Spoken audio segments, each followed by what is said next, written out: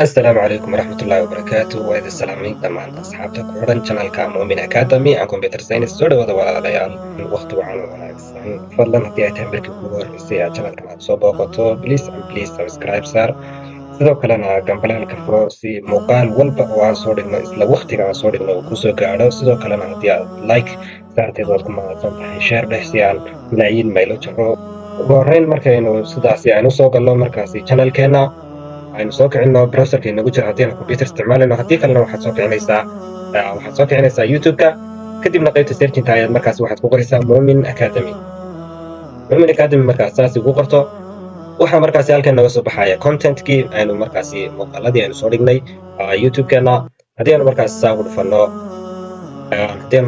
dhufanno markaas sidan usoo gasho qaybta markaasi waxaad ku dhufanaysaa Mu'min Academy kadibna gudaha ayaad markaasi usoo galaysaa markaas saasi aad gudaha ugu soo gasho waxaad ka helaysaa casharo markaasi aynu ku baranno photoshopka oo markaasi taxana ah fadlan subscribe saar markaasi channelka markaas saasi usoo booqato qaybta playlistiga haddii aynu saa eegno waxaad ka helaysaa casharo isku xigxiga oo markaasi min bilow ilaa markaasi aynu ku wadno ilaa min dhammaad waad mahadsan tahay haddii aad subscribe tidhi haddii kalena subscribe dheh sidoo kalena ku xidhno markasta channelka Mu'min Academy and Computer Science okay maanta markaasi waxaan isticmaali doonaa softwarekeenii aynu in muddo ahba kusoo jiray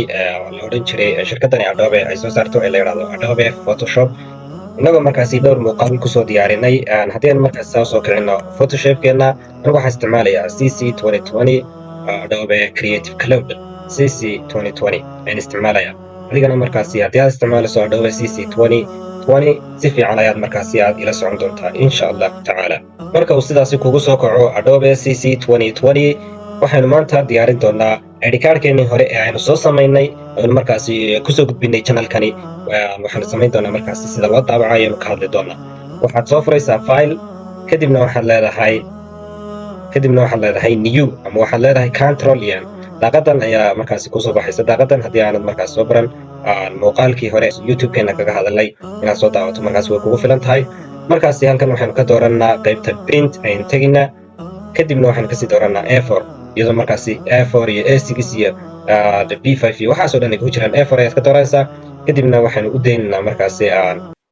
qaybta orientationka waxaynu ka dhigaynaa portrait aynu ka dhigaynaa qaybta resolutionkana waxaynu ka dhigaynaa 300 haddii aanad markaasi garan muuqaalkeenii hore ayaynu kaga soo hadlay daaqadan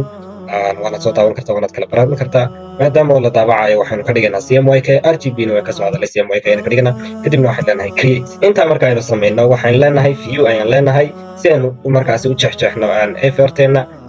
kadibna waxaan leeyahay new grid kadibna waxaan leeyahay vertical ayaan ka dhigayaa halkan waxaan ka dhigayaa 1240 pixel ayaan ka dhigayaa kadibna okay ayaan leeyahay intaa markaan idhaahdo waad ujeedaan halkan xariijin ayaa laysoo dhigay haddana mar kale ayaan ku noqonayaa kadibna waxaan leeyahay new gate kadibna halkii verticalkeeda waxaan ka dhigayaa horizontal ayaan markaasi aan ka dhigayaa kadibna halkaa waxaan ku bedelayaa 640 ayaan ka dhigayaa 640 ayaan markaas ka dhigayaa pixel kadibna okay ayaan leeyahay markaan okay idhaahdo haddana view ayaan mar kale ku noqonayaa new gate ayaan leeyahay kadibna iyadoo horizontalka ah ayaan waxaan ka dhigayaa halkaasi markaa 1280 kadibna waxaan leeyahay 1280 marka ka dhigo waxaan leeyahay okay haddana view ayaan leeyahay new grid ayaan leeyahay kadibna iyadoo horizontal ah ayaan waxaan leeyahay halkaa waxaad iga dhigtaa markaasi 1920 pixel 1920 pixel ayaan ka dhigayaa kadibna waxaan leeyahay okay markaan saa idhaahdo waad ujeedaan waa meelihii ID cardka aynu gelinanay waraaqda A4-ta ah markaasi waxay qaadaa 10 midho ID card xagga noshana iyo xagga noshana marka haddana waxaynu ku noqonnaa view kadibna waxaan leenahay new grid kadibna horizontal iyadoo ay ah ayaan waxaan leeyahay 2560 markaan ka dhigo okay ayaan leeyahay mar kale ayaan ku noqonayaa new grid ayaan leeyahay iyadoo horizontalkii ah ayaa waxaan leeyahay halkaa waxaad ka dhigtaa 3220 ama 3200 kadibna okay ayaan leeyahay. markaan intaasi aan sameeyo move toolka ayaan ku noqonayaa. halkan haddii aan waxoogaa saa soo yaro xidho waa layerskii waad xidhi kartaa halka marna waad furi kartaa. markaan intaas sameyno waxaan rabaa hadda inaan ID cardkeeni halkan markaasi aan sidaa 5 halkan saa u geliyo halkan 5 saa u geliyo si markaa warqadeena oo furtaan 10 midab markaasi aan u deeqsiiyo. waxaan leeyahay waxaad tagtaa file tag kadibna waxaynu kasii tegaynaa open ayaan leenahay. open markaan saan idhaahno waxaan soo gelinaynaa ID cardkeeni ayaynu soo dooranaa. aniga desktop ku yaala ID cardka ayaan click leeyahay kadibna open ayaan leeyahay. open markaan saas u idhaahdo waxaan rabaa inaan ID cardkeenan aan markaasi aan qaado aan bartan soo dhigo. markaan halkan saa soo dhigo control iyo T haddii aan idhaahdo way select gareysmo sidan ayaan u wareejin karayaa. haddii aan dhinacan haddana markaasi aan saa soo yaro weyneeyo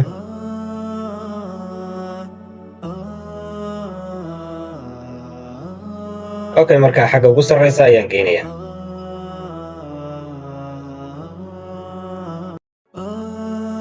xoogaa waxaan u banaynayaa hareeraha si markaasi marka la jarayo ay u fududaado. okay inahaas oo kale ayaan ka dhigayaa. inahaas oo kale markaan ka dhigo move tool ayaan leeyahay. markaa waxaan qabanayaa alt kadibna hoos ayaan u jiidayaa. alt intaan qabto ayaan hoos u jiidayaa. haddana alt ayaan leeyahay hoos ayaan usoo jiidayaa. alt ayaan leeyahay hoos ayaan usoo jiidayaa ilaa intaan kaga ku dhammaynayo. alt ayaan leeyahay hoos ayaan usoo jiidayaa. alt ayaan leeyahay. alt ayaan leeyahay. altada iyo waxaa isla qabanaysaa markaasi waxaad leedahay double click kadibna waad ku jiidjiidaysaa.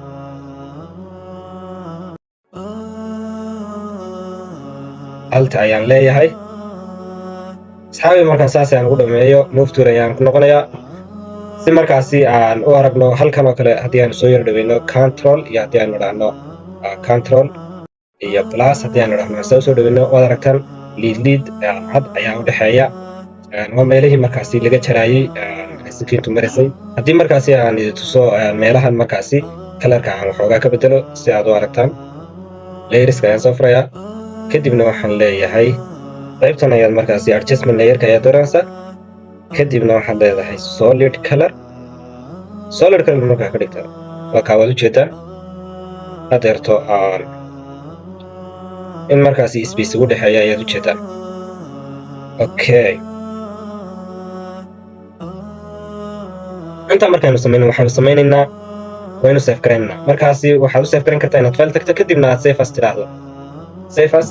ama waxaad samayn kartaa waxaad odhan kartaa control shift iyo s